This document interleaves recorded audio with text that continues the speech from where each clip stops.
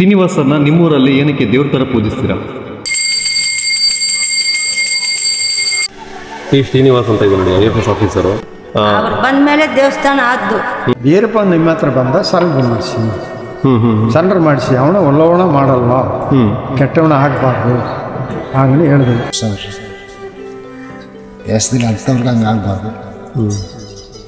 ಒಂದು 20 ನಿಮಿಷ ಆ ಮೇಡಮ್ ಆ ಕಡೆ ಈ ಕಡೆ ಅಲ್ಲಾಗಿಲ್ಲ, ಕಣ್ಣಲ್ಲಿ ನೀರು ಮಾತ್ರ ಹೋಗ್ತದೆ.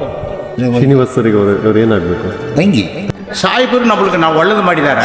ಕೋಯಿಲ್ ಇದೆಲ್ಲ ಈ ಥರ ಮಾಡಿ ಇದೆಲ್ಲ ಈ ಥರ ಎಲ್ಲ ರೋಡ್ ಗಡ್ಲ ಅವರು ಬಂದು ಈ ಥರ ಆಗೋದಕ್ಕೆ ಅವರೇ ಕಡவுಳು. ಈಸಿ ಸಾಯಿಬರು ಕಡவுಳು ಅವ್ರ ಮರಕರ್ತಕ್ಕೆ ಆಬಾದು.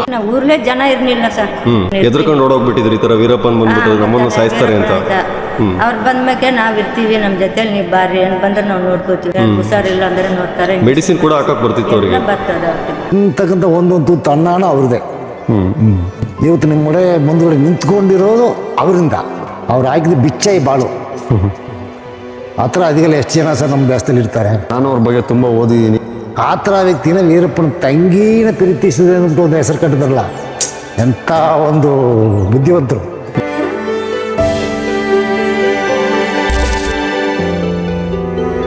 ಸ್ನೇಹಿತರೆ, ಗೋಪಿನಾಥ ಮಳ್ಳಿ ಮಿಡಲ್ ಪ್ಲೇಸಿಗೆ ಬಂದ ಕೂಡಲೇ ನಮಗೆ ಫಸ್ಟ್ ಸಿಗೋದೆ ಮಾರಿಯಮ್ಮ ದೇವಸ್ಥಾನ. ಈ ಮಾರಿಯಮ್ಮ ದೇವಸ್ಥಾನದ ಮುಂಭಾಗದಲ್ಲೇ ಶ್ರೀನಿವಾಸರದು ಪುತ್ಥಳಿ ಇದೆ ನೋಡಿ, ಅಂದರೆ ಮೂರ್ತಿ. ಅವ್ರ ಮೇಲೆ ಎಷ್ಟು ಅಭಿಮಾನ ಇದೆ ನೋಡಿ ಈ ಊರವ್ರಿಗೆ. P. ಶ್ರೀನಿವಾಸ್ ಅಂತ ಇದೆ. 12/9/1954 ಅವ್ರು ಹುಟ್ಟೋದು. 10/11/1991 ಹತ್ಯೆ ಆಗ್ತಾರೆ ವೀರಪ್ಪನಿಂದ. ಕೊಡುಗೆ ಯಾರ್ಯಾರು ಕೊಟ್ಟಿದ್ದಾರೆ ಅಂತ ಇದೆ ನೋಡಿ. ಸುಮಾರು ಜನ ಆಫೀಸರ್ಸ್ಗಳಿಗೆ ಇದಕ್ಕೆ ಹೆಲ್ಪ್ ಮಾಡಿದ್ದಾರೆ. ದೇವಸ್ಥಾನದ ಒಳಗಡೆ ಹೋಗ್ತಿದ್ದಂಗ್ಲೇನೆ ಫಸ್ಟ್ ಸಿಗೋದೆ ಶ್ರೀನಿವಾಸ್ ಸರ್ದು ಫೋಟೋ ನೋಡಿ. ಕೀರ್ತಿ ಚಕ್ರ ಶ್ರೀನಿವಾಸ್ ಸರ್ದು ಫೋಟೋ ಇದೆ. ಯಾವುದೇ ಆಫೀಸರ್ ಫೋಟೋ ಕೂಡ ಯಾವ ದೇವಸ್ಥಾನದಲ್ಲೂ ಕೂಡ ಇಟ್ಟಿರೋದನ್ನ ಈ ಪ್ರಪಂಚದಲ್ಲಿ ನೀವು ನೋಡೋದಕ್ಕಾಗಲ್ಲ, ಈ ಊರಲ್ಲಿ ಮಾತ್ರ ನೋಡ್ಬೋದು. ಏನಕ್ಕೆ ಅಂತ ನನ್ನ ಮಾತಲ್ಲಿ ಕೇಳೋದಕ್ಕಿಂತ ಈ ಊರವ್ರನ್ನ ನಾವು ಮಾತಾಡ್ಸಿದ್ರೆ ಚೆನ್ನಾಗಿರುತ್ತೆ. ಇಲ್ಲಿ ನಲ್ಲೂರು ಮಾದೇವರು ಇದ್ದಾರೆ. ಅವತ್ತು ಆ ಇನ್ಸಿಡೆಂಟಲ್ಲಿ ಇವರು ಕೂಡ ಹೋಗ್ಬೇಕಾಗಿತ್ತು, ತೀರ್ ಹೋಗ್ಬೇಕಾಗಿತ್ತು. ಬಟ್ ಆದರೆ ಇವರು ಶ್ರೀನಿವಾಸ್ ಸರ್ ಜೊತೆ ಹೋಗಲ್ಲ. ಸರ್ ಹೋಗಬೇಡಿ ಅಂತ ಹೇಳ್ತಾರೆ. ಇವರು ಇವತ್ತು ಬದುಕಿರೋದಕ್ಕೆ ಕಾರಣನೇ ಅವತ್ತು ಹೋಗ್ದಲ್ಲೇ ಇರೋ ಕಾರಣ ಅಲ್ವಾ ಸರ್? ಹೌದು ಸರ್, ನಿಮ್ಮೂರಲ್ಲಿ ಶ್ರೀನಿವಾಸ್ ಸರ್ನ ಏನಕ್ಕೆ ದೇವರಾಗಿ ಪೂಜಿಸ್ತೀರಾ? 40 ಮನೆ ಕಟ್ಟಿದ್ದಾರಾ ಹೌದು ಶ್ರೀನಿವಾಸ್ ಸರ್? ಅವ್ರ ದುಡ್ಡಲ್ಲ, ಹಾಗೆ ಕೆಳಗಡೆ ಅದ ಕಟ್ಟಿದ್ದಾರೆ ಎಲ್ಲ ಕೇಳಿ ಲೈನ್ ಕೆಲವೊಬ್ರು 25 ಮನೆ ಅಂತ ಹೇಳಿದ್ರು. ಅಂದ್ರೆ ಒಂದು ಲೆಕ್ಕಾಚಾರದಲ್ಲಿ ಹೇಳ್ತಾ ಇದ್ದೀರಾ? 40 ಮನೆ ನೋಡಿ, ಇದೆಲ್ಲ ಸಾಯಿಬರು ಮಾಡೋದು ಮನೆ. ಓ, ಇದೆಲ್ಲ ಅದಕ್ಕಿಂತ ಮುಂಚೆ ಗುಡಿಸಲು ಮನೇಲಿ ಇರ್ತಿದ್ದ ಅಂತ ಜನಗಳೆಲ್ಲ. ಜನ ಎಲ್ಲ ಈ ಕಡೆ ಗುಡಿಸಲು ಮನೆ ಅಂತು. ಅದು ಒಂದು ನೀರು ಹೊಡೆದು ಡ್ಯಾಮ್ ಹೊಡೆದು ಎತ್ತಾಗ್ಬಿಟ್ಟು ಎಲ್ಲ ಗಾಳಿ ಅಂತ ಅವಾಗ ಆ ಜಾಗ ಒಳಗೆ ಕಟ್ಟಿಸ್ತೀವಿ. ಸ್ನೇಹಿತರೆ, ಇಲ್ಲಿ ಇನ್ನೊಬ್ರು ಗ್ರಾಮಸ್ಥರು ಇದ್ದಾರೆ, ಈ ಮಾರಿಯಮ್ಮ ದೇವಸ್ಥಾನದ ಪೂಜಾರಿ ಇವರು. ಸರ್, ನಿಮ್ಮ ಹೆಸರು? ಕೃಷ್ಣ ಅಂತ. ಕೃಷ್ಣ ಅಂತ ಹೇಳಿ. ಕೃಷ್ಣ ಶೆಟ್ಟಿ. ಕೃಷ್ಣ ಶೆಟ್ಟಿ. ನೀವು ಹುಟ್ಟಿ ಬೆಳೆದಿದ್ದಲ್ಲ ಇದೇ ಊರು? ಇಲ್ಲೇ ಅವರು, ಇದೇ ಗೋಪಿನಾಥಮ್ಮಲ್ಲೇ. ಸರ್, ನಾನು ಈಗ ಸುಮಾರು ಜನ ಕೇಳಿದೆ ಶ್ರೀನಿವಾಸ್ ಸರ್ನ ಏನಕ್ಕೆ ದೇವ್ರ ಥರ ಪೂಜಿಸ್ತೀರಾ ಅಂತ. ನೀವಿಲ್ಲಿ ಪೂಜಾರಿ ಆಗಿದ್ದೀರಾ, ನಿಮಗೂ ಅದೇ ಕ್ವಶನ್ನೇ ಕೇಳ್ತೀನಿ. ಶ್ರೀನಿವಾಸನು ದೇವರೇ, ಇಲ್ಲಿ ದೇವರೇ. ಏನಕ್ಕೆ ಅಂದರೆ ಇವರು ವೀರಪ್ಪನ ಗಲಾಟೆಲೆ ಜನ ಎಲ್ಲ ಊರು ಬಿಟ್ಟು ಓಡ್ಬಿಟ್ರು. ಅಂಜಿಕೊಂಡು ಪೊಲೀಸ್ನವ್ರು ಗಲಾಟೆ ಮಾಡ್ತಾರೆ, ಓಡೋಗ್ಬಿಟ್ರು.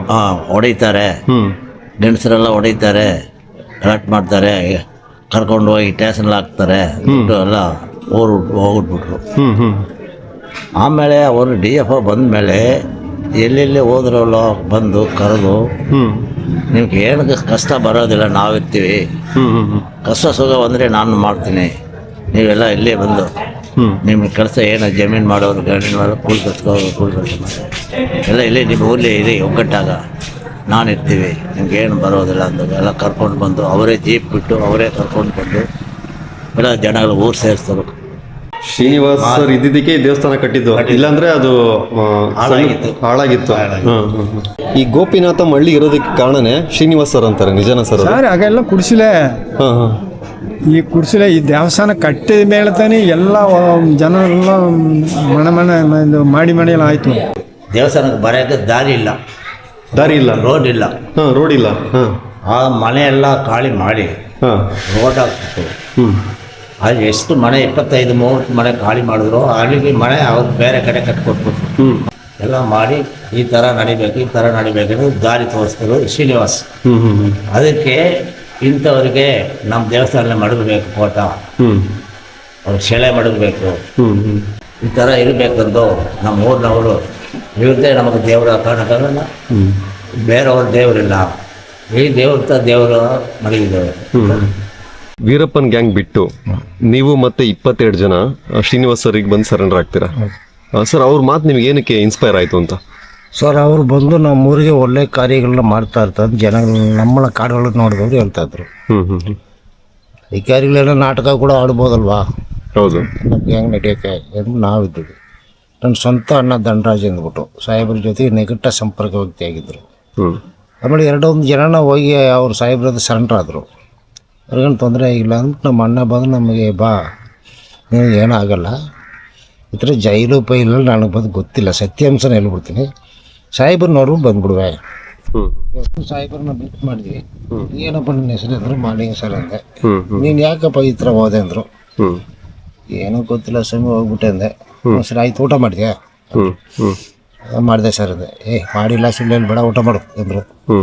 ಊಟ ಕೊಟ್ಟರು, ಊಟ ಮಾಡಿದೆ. ಸರಿ ಹೋಗಿ ಮನೆಗೆ ಅಂದರು. ಸೀದಾ ಮನೆಗೆ ಬಂದ್ಬಿಟ್ಟೆ. ಅರೆಸ್ಟ್ ಮಾಡಲಿಲ್ಲ, ಏನೂ ಮಾಡಿಲ್ಲ. ಆಮೇಲೆ ಮನೆಗೆ ಬಂದ್ಮೇಲೆ ನಮ್ಮಣ್ಣ ದೇವಸ್ಥಾನ ಕೆಲಸ ಕರ್ಕೊಂಡೋಗಿ ಬಿಟ್ಟ, ಮಾರಮ್ಮ ದೇವಸ್ಥಾನ.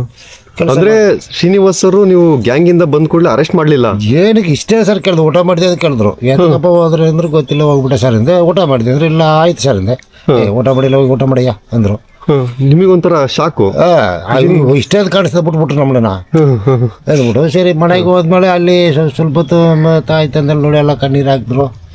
ಆಮೇಲೆ ಏನು ಸಿನಿಮಾನ ಅವ್ರಿಗೆ ಸಮಾಧಾನ ಹೇಳ್ದಾಗ ಏನು ತೊಂದರೆ ಆಗಲ್ಲ, ಅಲ್ಲಿ ಬಂದಿಟ್ಟು ಬಿಡಿ. ದೇವಸ್ಥಾನ ಕೆಲಸಕ್ಕೆ ಬಂದು ಒಂದು 6 ತಿಂಗಳು ಮಾಡಿದ್ವಿ.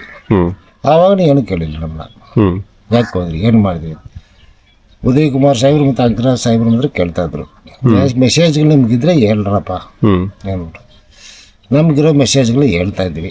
ದೇವಸ್ಥಾನ ಕೆಲಸ ಮುಗಿದ ಮೇಲೆ ಆಮೇಲೆ ಸ್ವಲ್ಪ ನಮ್ಮನ್ನ ಒಳಗಡೆ ಹಾಕ್ಬೇಕು ಸನ್ನಿವೇಶ ಬಂತು ಸಾಹೇಬ್ರಿಗೆ. 22 ಜನ ಮೇಲೆ ಕೇಸ್, ಯಾವ ಕೇಸ್ ಹೆಂಗಿದೆ ಅವ್ರ ಮೇಲೆ ಪೇರ್ ಹಾಕಿ ತಗೊಂಡು ಕೊಳ್ಳೇಗಾಲ ಕೋರ್ಟಲ್ಲಿ ಸಬ್ಮಿಟ್ ಮಾಡಿ. ಆವಾಗ ಚಾಮರಾಜನಗರ ಕೋರ್ಟ್ ಇಲ್ಲ, ಮೈಸೂರೇ. ಅವಾಗ ಮೈಸೂರು ಡಿಸ್ಟಿಕ್ ಸೆಷನ್ ಕೋರ್ಟ್ ಮೈಸೂರೇ.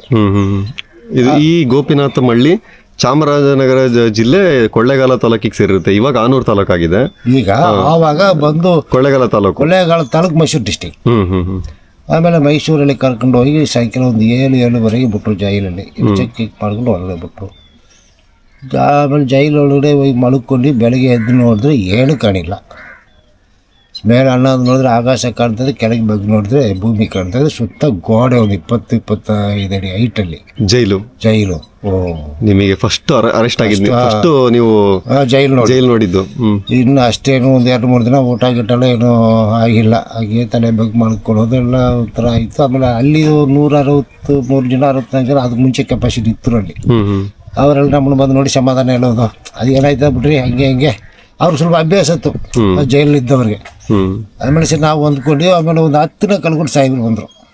ಅಲ್ಲಿಗೆ ಬಂದರು ಶ್ರೀನಿವಾಸ್ ನೋಡೋದಕ್ಕೆ. ಹೌದು, ಎಲ್ರಿಗೂ 2 ಸೆಟ್ ಬಟ್ಟೆ, ಒಂದೊಂದು ಚಪ್ಪಲಿ ಎಲ್ಲ ಎತ್ಕೊಂಡು ಜೀಪ್ ತುಂಬಿಸ್ಕೊಂಡು ಬಂದು ಸ್ವೀಟ್ ಗೀಟ್ ಎಲ್ಲ ತುಂಬಿಸ್ಕೊಂಡು ಬಂದು ಕೊಟ್ಬಿಟ್ರು. ಅದು ಚಪ್ಪಲಿ ಬೇಕಂದ್ರೆ ಅವರೇ ಎತ್ಕೊಂಡು ಬರ್ತಾರೆ ಸರ್. ಈ ಥರ ಒಂದು ಅಧಿಕಾರಿ ದೇವಸ್ಥಾನ ನೋಡೋಕ್ಕೆ ಎಲ್ಲಿ ಆಗಲ್ಲ. ಆ 22 ಜನ ಚಪ್ಪಲಿಗಳನ್ನ ಆ ಒಂದು ಬ್ಯಾಗ್ ಹಾಕ್ಸ್ಕೊಂಡು ಅವರೇ ಎತ್ಕೊಂಡು ಬರ್ತಾರೆ. ಜೀಪ್ ಡ್ರೈವರು ರಾಮ ಅಂದ್ಬಿಟ್ಟು 2 ಕಡೆ ಬ್ಯಾಗ್ ಹಿಡ್ಕೊಂಡು ಬರ್ತಾರೆ, ಬಟ್ಟೆ ಬ್ಯಾಗ್. ಅಲ್ಲಿ ನಮ್ಗೆ ನೋಡೋಕೆ ಬಂದರೆ ಇಬ್ಬರೇ. ಆಮೇಲೆ ಪುನಃ ರಾಮ ಹೋಗ್ಬಿಟ್ಟು ಸ್ವೀಟ್ ಗೀಟ್ ಅದೆಲ್ಲ ತಗೊಂಡು ಬರ್ತಾರೆ.